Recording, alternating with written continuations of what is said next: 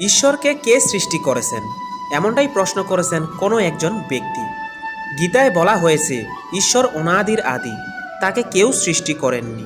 শুধু ঈশ্বর নন, আপনিও অনাদির আদি, কারণ স্বরূপে আপনি একজন আত্মা হলেও ঈশ্বরেরই সনাতন অংশ।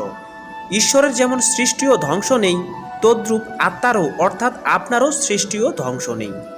ঈশ্বর যেমন অমর, আপনিও তেমন অজর ও অমর। শুধু আপনার দেহটাই বারবার সৃষ্টি ও ধ্বংস হয়, এবং সেটাকেই আমরা জন্ম মৃত্যু বলে থাকি। আত্মাকে জীব বা জীবাত্মাও বলা হয়। ঈশ্বর, জীব ও মায়া এই তিনটি সত্তা অনাদিকাল থেকেই আছে এবং অনন্তকাল পর্যন্তও থাকবে। মায়া হলো ভগবানেরই একটি শক্তি।